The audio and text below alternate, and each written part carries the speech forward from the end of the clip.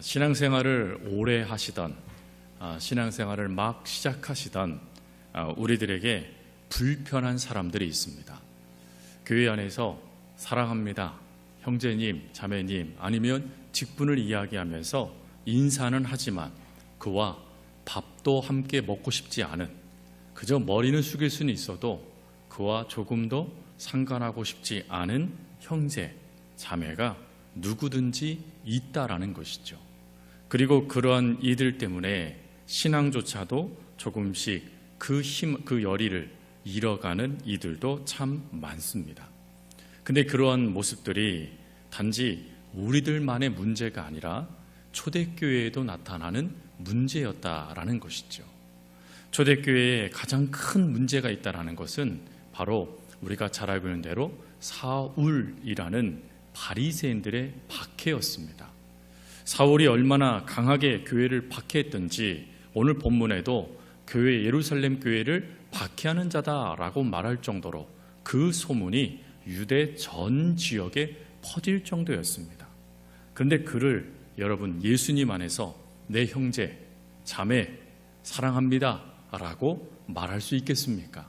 아니, 오히려 도망치고 숨는 것이 마땅하지 않겠습니까? 자칫 그에게 들켜지면 오히려 그로 인하여서 내가 화를 당하게 되어지니 그럴 바에는 차라리 내가 무시하고 차라리 내가 없는 사람 치고 그냥 사는 게 낫겠다 하는 것이 사실은 우리들에게 쉽게 내릴 수 있는 결정이기도 하죠. 근데 오늘 본문은 이 결정이 완전히 뒤집어지는 모습이 등장하게 됩니다. 즉 더 이상 내 형제, 내 자매라고 말할 수 없는 그를 오늘 아나니아는 뭐라고 얘기하냐면 내 형제라고 이야기를 하면서 그가 말한 그 말 한마디가 놀랍도록 어떤 역사가 나타나게 되냐면 한 사람을 구원할 뿐만 아니라 진정한 형제, 진정한 그리스도 안에서의 가족이 되어지는 출발이 되어지는 것이 바로 아나니아의 인사였습니다.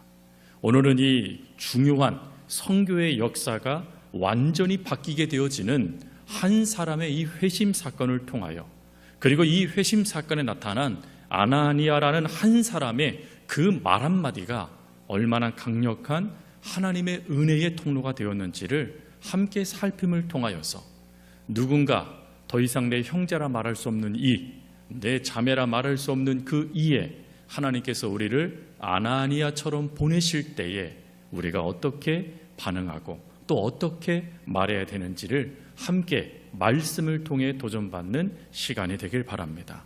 먼저 첫 번째로는 하나님은 자격 없는 자를 부르신다라는 것이죠. 당연히 이 자격 없는 자는 사울에 대한 이야기입니다. 본문 앞절까지의 내용을 보면 사울이라는 청년이 등장하게 되어지죠.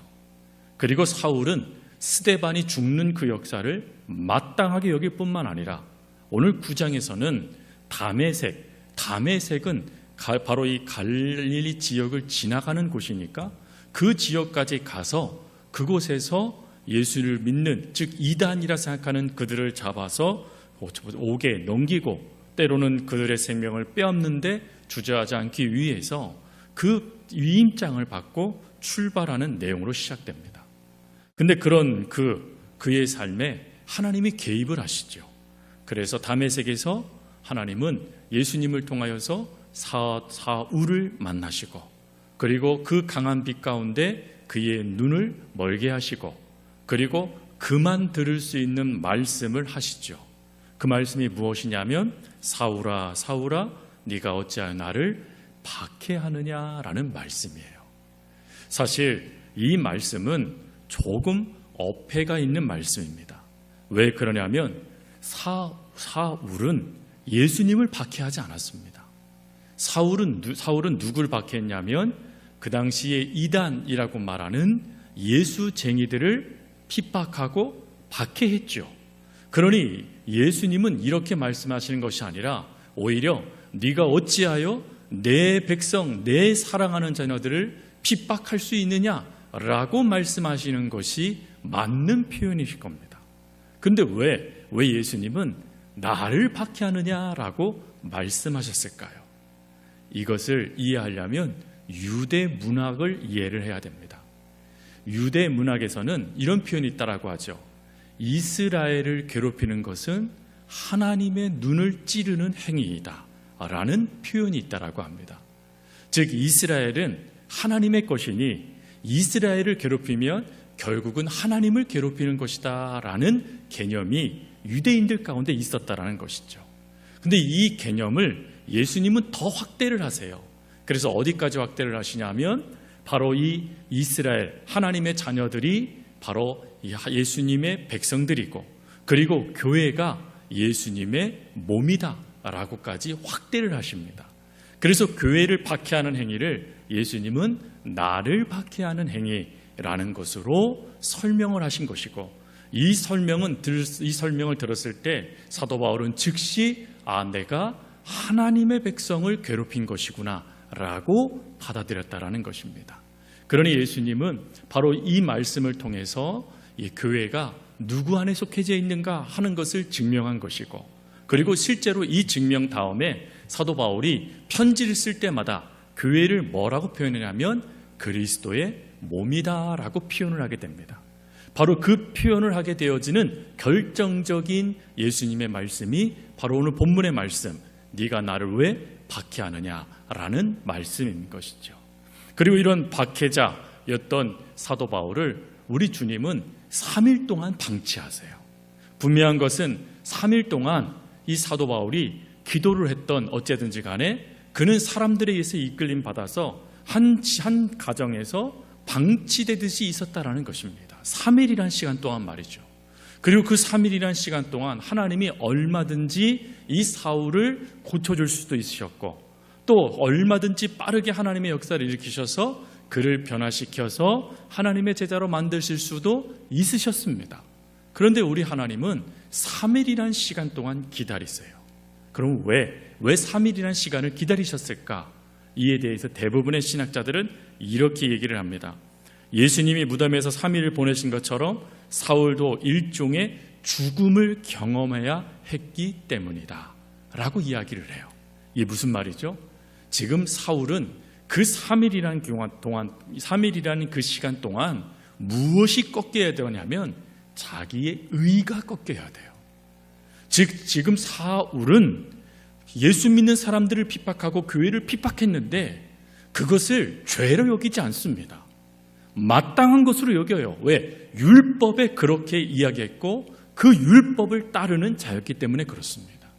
이 생각이 완전히 깨어지지 아니하면 하나님의 은혜로 살아가는 사도 바울이 될 수 없기 때문에 하나님은 3일이란 시간 동안 그의 의를 철저하게 무너뜨리는 작업을 행하셨다라는 것이에요.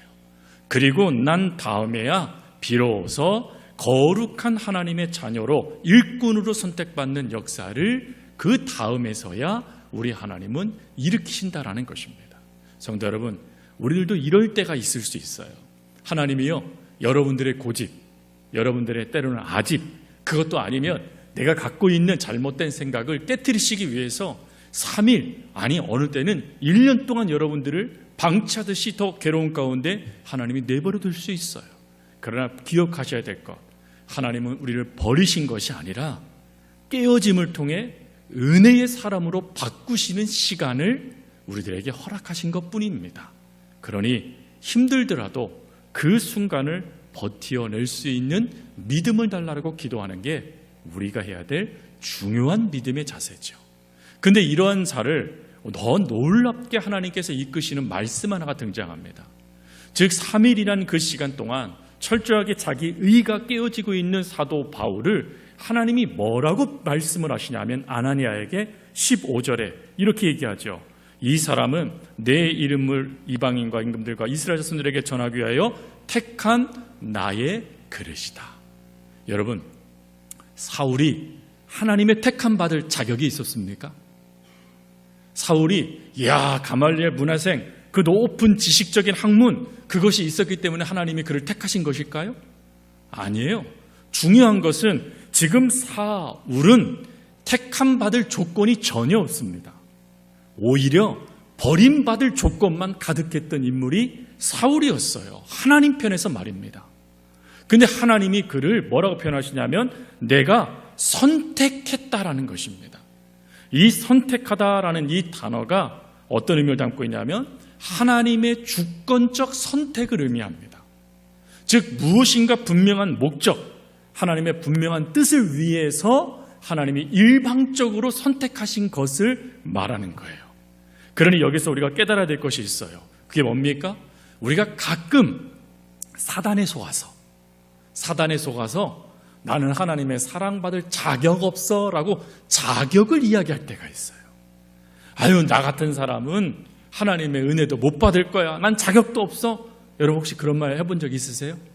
어떠세요? 전혀 그런 말 한 적 없으세요? 가끔은 놀라워요, 저희 교회. 너무 은혜의 길로만 걷고 계신 것 같아요. 근데 어때요?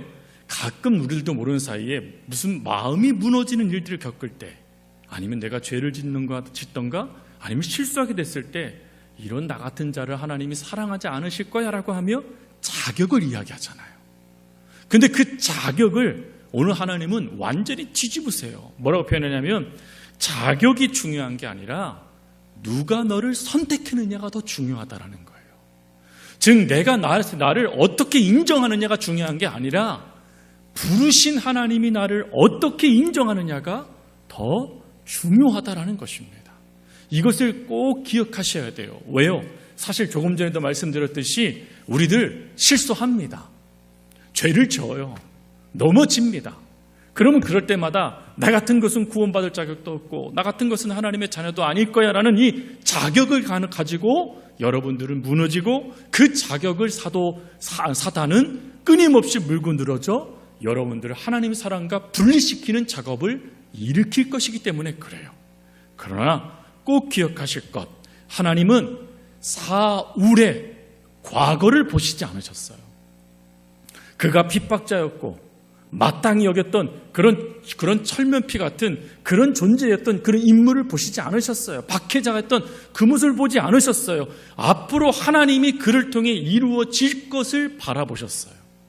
즉 부르신 목적을 가지고 그가 어떻게 살 것인가를 기대하며 그를 선택하셨지, 그의 과거가 그의 삶이 하나님께 인정받을 만해서 부르신 게 아니었다라는 것입니다. 그래서 사도 바울이 이걸 깨달았기에 후에 갈라디아에서 로마서에서 뭐라고 표현합니까? 나는 하나님의 사랑을 받을 자격도 없었다라는 거예요. 그런데 그런 나에게 하나님이 은혜를 허락하여 주셨다. 그래서 나는 그 은혜의 상징인 십자가 외에는 자랑할 것이 없다라고 고백할 수 있게 되어진 것입니다. 그러니 혹 넘어졌다라고, 혹 죄를 졌다라고 사단에게 끊임없이 넌 자격도 없어라는 말씀을 듣는다라면, 이야기를 듣는다라면 여러분 기억하실 것, 그런 여러분들을 하나님은 내 것, 내 그릇, 내 자녀, 내 사랑하는 내 것이라고 불러주시며 인정해 주셨다라는 것입니다. 이걸 잊지 말라라고 무슨 비유가 있죠? 우리가 잘 알고 있는 탕자의 비유가 있는 거예요. 그러니 사랑하는 성도 여러분, 자격이 아니에요. 부르신 이가 우리를 무엇하고 부르시며 인정해 주시느냐가 중요한 겁니다. 그러니 이걸 놓치지 않으시길 바랍니다. 그리고 두 번째, 하나님은 평범한 자를 통해서 일하신다라는 것입니다.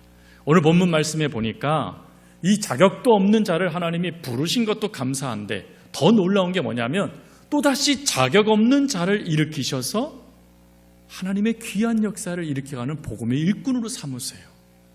오늘 본문에 아나니아가 바로 그 인물입니다. 물론 이 아나니아에 대해서 제자라는 표현이 있는 것처럼 되어져 있지만 실제적으로 이것은 사도를 의미하는 게 아니라 일반적인 평신도를 의미하는 단어입니다. 즉 하나님을 믿고 예수님을 믿고 있는 성도, 그가 아나니아예요. 그가 누군지에 대해 성경은 언급하지 않습니다. 단지 중요한 것은 예수님을 믿고 있었다라는 거예요. 그 예수님을 믿고 있는 그에게 하나님께서 찾아가십니다. 그리고는 뭐라고 말씀하시냐면 너 사울에게로 가라 라고 말씀하세요. 그 말에 아나니아가 어떻게 합니까? 화들짝 놀라면서 거부 표시를 합니다.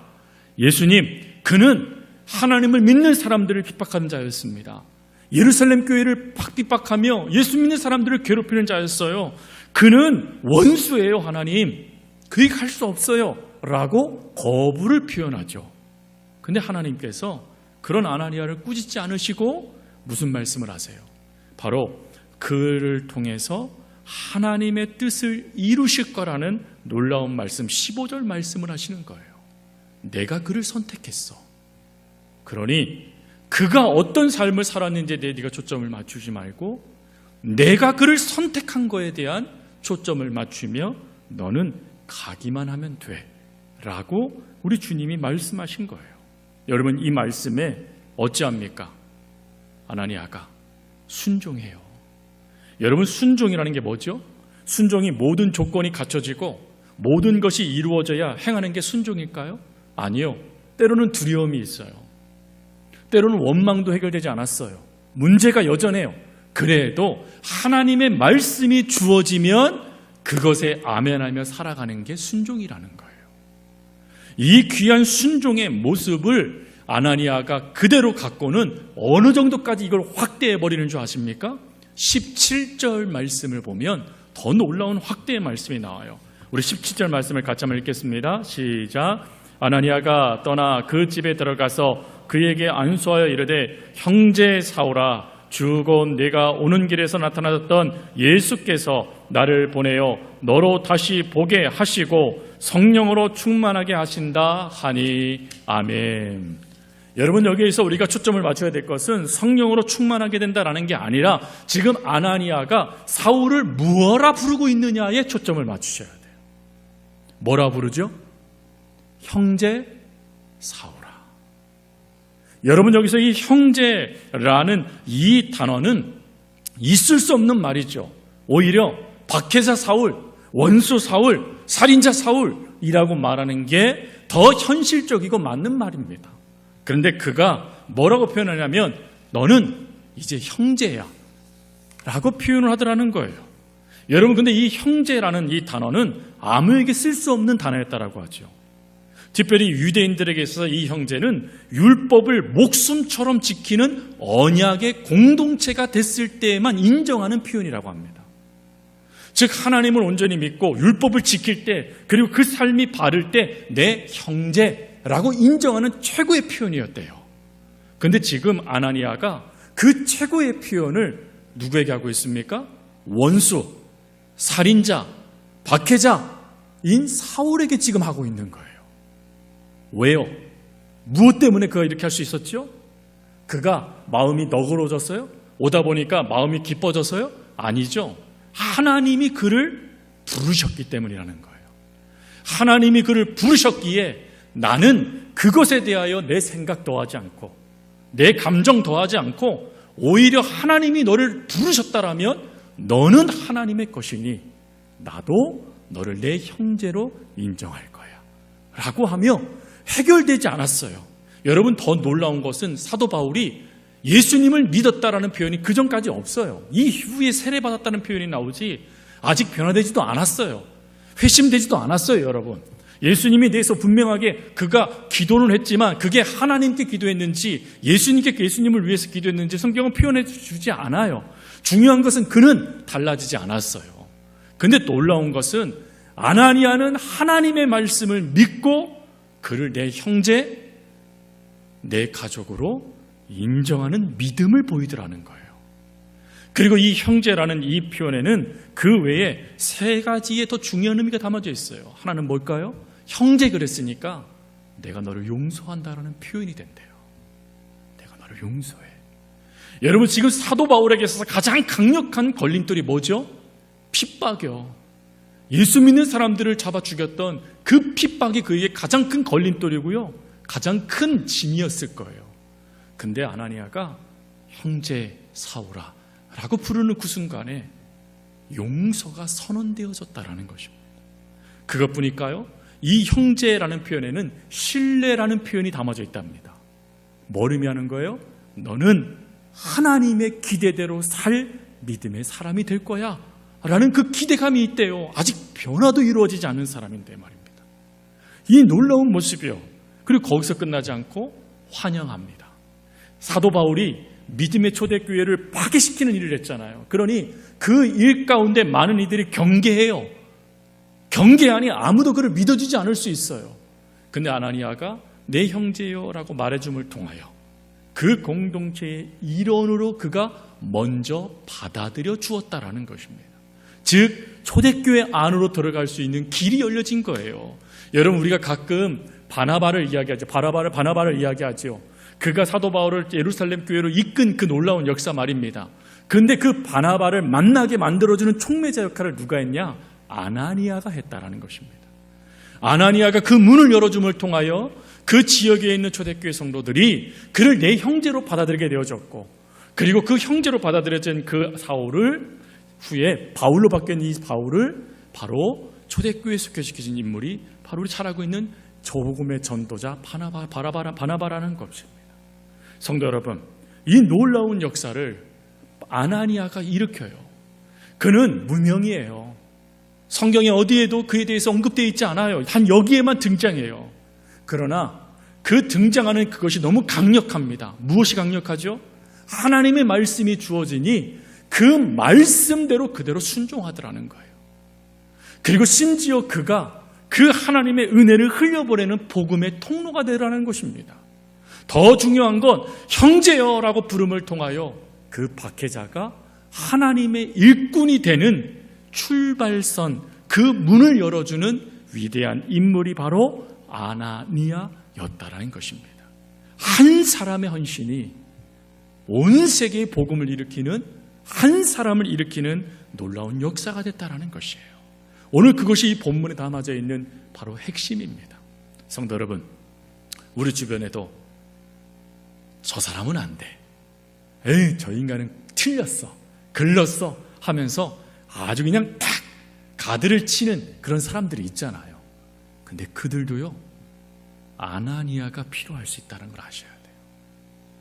하나님이 그들도 하나님을 위해서 일꾼으로 삼으시고 부르셨다라는 그 확신이 있다라면, 그리고 말씀해 주신다라면, 깨닫게 해 주신다라면, 우리는 우리 스스로 쳤던 이 가드를 부셔버리고 그에게 다가가 형제여라고 말하며 그를 붙잡아주는 하나님의 뜻대로 움직이는 복음의 실천을 하는 그 삶을 우리도 살아내야 된다라는 것입니다. 어렵죠? 어렵습니다. 그러나 어떻게 이것이 가능해졌습니까? 이해되지 않았지만, 그가 어떤 상태인지 알지 못하지만 하나님의 뜻에 아멘하니 이 모든 것이 그대로 되어지다라는 것입니다. 그러니 성도 여러분, 여러분들이 순종하기로 결정하는 그 순간 이미 하나님은 일하실 거예요.